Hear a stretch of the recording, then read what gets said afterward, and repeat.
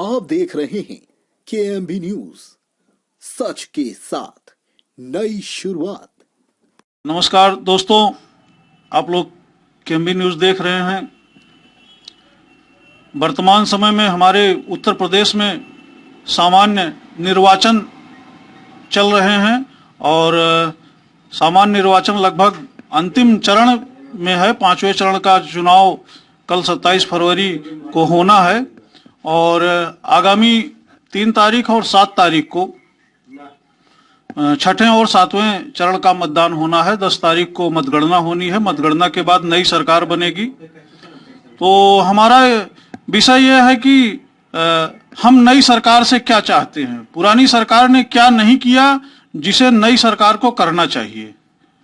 तो हम अपने दोस्तों से ये जानना चाहेंगे कि नई सरकार से हमारे नवयुवकों की या विद्यार्थियों की, किसानों की, महिलाओं की, बेरोजगारों की क्या आशाएं हैं और उसे सरकार को पूरा करना चाहिए।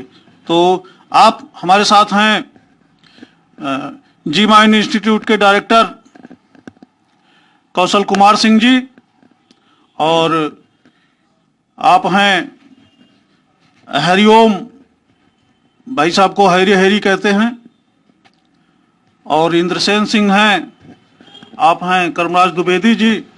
तो आइए हम इन बिंदुओं पर बात करते हैं कि नई सरकार से आम जनता क्या चाहती है। आइए सबसे पहले हम इस मसले को लेकर जी माइंड के डायरेक्टर के सिंह से बात करते हैं। जी सर, बताएं, नई सरकार से आप या आम जनता की क्या आशाएं होंगी, क्या अपेक्षाएं होंगी जिनको नई सरकार को पूरा करना होगा। देखिए, अभी जो पहले तो जो सरकार बनेगी, जाहिर सी बात है कि यूपी एक बहुत बड़ा स्टेट है। और अगर हम बात करें कि पिछले सरकारों की, तो पिछली सरकारों ने बहुत सारी कमियां, नेचुरल सी बातें रही है, और कुछ अच्छे भी काम रहे हैं। लेकिन कहीं पर पूरे इस चुनाव के अगर हम परिपेक्ष में देखें तो विकास के मुद्दों को बहुत कम उभारा गया है। लेकिन जो मुद्दे अभी आम जनता के रूप में हम लोग फील करते हैं, वो बेसिक जो चीजें हैं, क्योंकि कोई भी सरकार है वो फंडामेंटल चीजों को ही एलेबोरेट करती है। जो बेसिक चीजें हैं वो जनता तक अच्छे से पहुंचे, जैसे कि इलेक्ट्रिसिटी हो गई, बिजली हो गई, और अभी बिजली बहुत अच्छी आ रही है। लेकिन हम ये उम्मीद करते हैं कि और बेहतर हो, क्योंकि जितने भी हमारे उद्योग धंधे हैं, जितने भी हमारे विकास के फैक्ट्रियां हैं, वो सारे कहीं ना कहीं बिजली, इलेक्ट्रिसिटी पे डिपेंड है। उसके अलावा बेरोजगारी एक मुद्दा है, क्योंकि सरकार में बहुत सारी वैकेंसीज सर्कुलेट नहीं हो पाई हैं, और विद्यार्थियों के मुद्दे हैं जिनको हम चाहते हैं कि रोजगार के जो ऑप्शंस हैं वो बढ़ें। और खासकर जो डिसइन्वेस्टमेंट है, यूपी एक ऐसा बीमार राज्य आप कह सकते हैं, बिहार के बाद माना जाता है। तो बहुत सारे अगर हम स्टेट में देखें, जैसे कि कर्नाटक है या फिर दिल्ली है, पंजाब है, तो यहाँ सब इन्वेस्टमेंट ज्यादा है, लेकिन यूपी में कम है उसके अपेक्षा में। तो ये भी हम चाहते हैं। तीसरा जो महत्वपूर्ण मुद्दा जो हम लोगों को लगता है वो महंगाई का है, और मेरे ख्याल से उस कंपैरिजन में इधर बीच हम देखें तो बहुत ज्यादा चीजें बढ़ी हैं, जैसे पेट्रोल के प्राइसेस जो हैं, और अभी तेल के जो दाम बढ़े थे, खाने वाले तेल की भी बात करें उसके भी तेल तेजी से बढ़े। तो हमें लगता है कि शायद सरकार ये इस पे फोकस करेगी।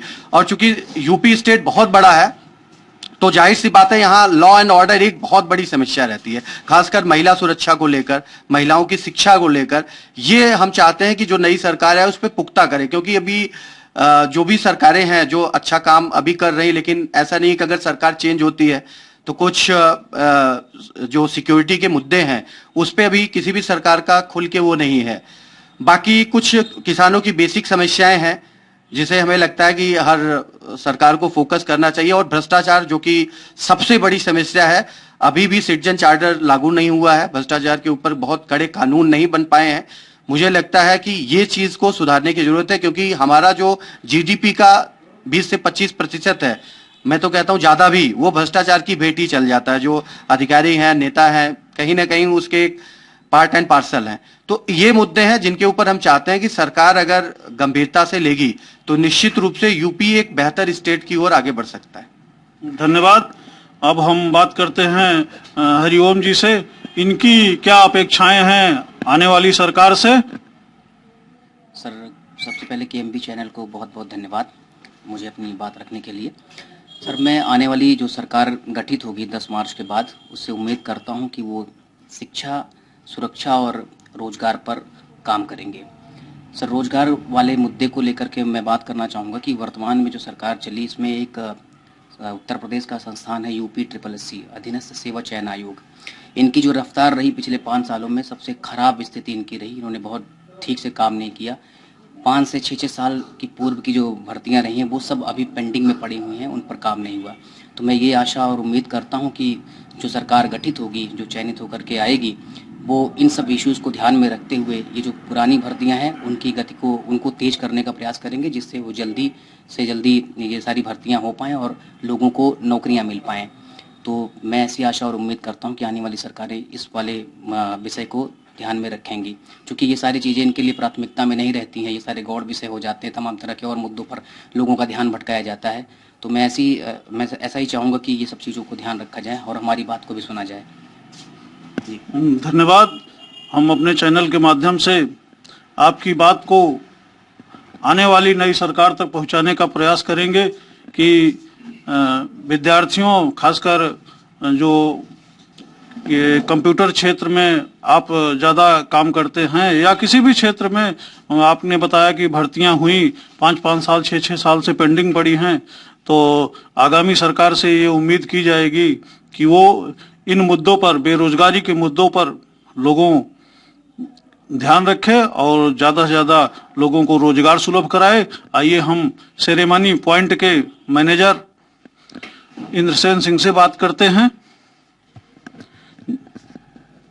सर, देखिए, मुद्दे जो हैं यही मुद्दे हैं घूम फिर के, और सबसे ज़्यादा जो है शिक्षा को कितना सरल किया जाए, गवर्नमेंट को इस पे काम करना चाहिए कि आदमी कितने आसानी से शिक्षा ग्रहण कर सके। इस मुद्दे पे बहुत काम करने की ज़रूरत है। और शिक्षा और भ्रष्टाचार भी एक बड़ा मुद्दा है, जो कि आज हमारी ख्याल से हर कोई ऐसा विभाग नहीं है जिस विभाग में भ्रष्टाचार ना हो।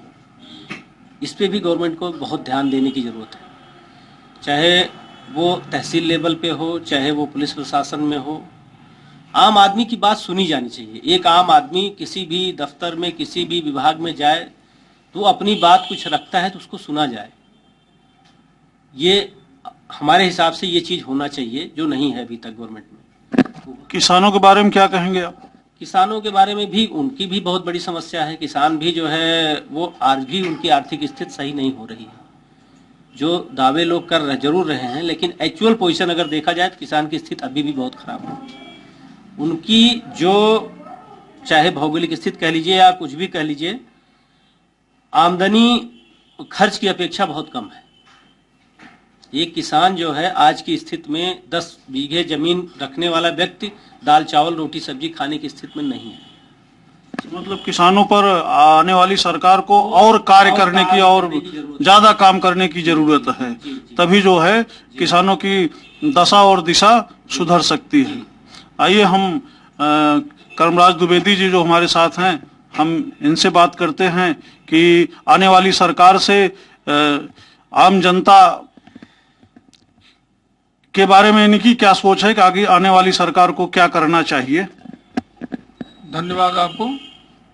पहली बात तो समस्या पिछली सरकार में तो कुछ हद तक ठीक ही रहा, लेकिन तमाम समस्याएं हैं। जैसे किसानों की समस्याएं हैं, किसान को खाद बीज पानी की ये सुदृढ़ व्यवस्था होनी चाहिए।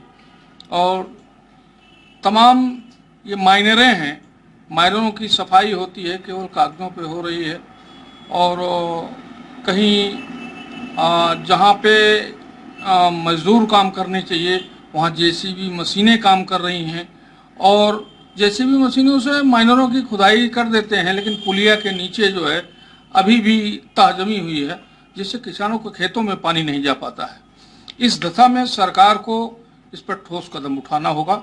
और तहसीलों में है, भाई साहब ने जैसे बताया कि तहसीलों में है उप निबंधक कार्यालय है, वहाँ 10-20 के चक्कर में कोई बैनामा कराने जाता है, वहाँ पे सौदा तय होता है।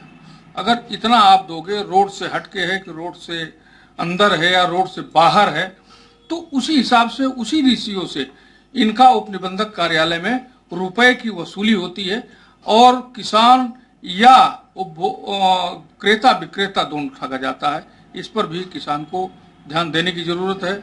और थानों में दलित, गरीब, किसान, मजदूर, इस सरकार में तो ये पूरा थानों की हाल तो बहुत बेकार रही। पूरा रुपए की वसूली हर थानों में हुई है, इस पे सरकार अंकुश नहीं लगा पाई। और अब आने वाली सरकार को इस थानों के विषय में जो है इस पर भी ठोस कदम उठाने होंगे, जिससे आम जनता को न्याय मिल सके। धन्यवाद। तो आपने देखा कि हमारे साथ जो बुद्धिजीवी जुड़े रहे, उन्होंने आने वाली सरकार के लिए आम जनता की क्या अपेक्षाएं हैं उसको रखा। और मैं समझता हूं कि जैसे बिजली, पानी, खाद, भ्रष्टाचार, महंगाई, बेरोजगारी, तमाम बिंदुओं पर हमारे मेहमानों ने खुलकर बात रखी और आगामी सरकार से उम्मीद भी हम करेंगे कि सरकार इन बिंदुओं पर ध्यान दे और ध्यान देते हुए आम जनता के हित में त्वरित निर्णय ले और जिससे कि आमजन की समस्याएं ज्यादा से ज्यादा हल हो सके। धन्यवाद।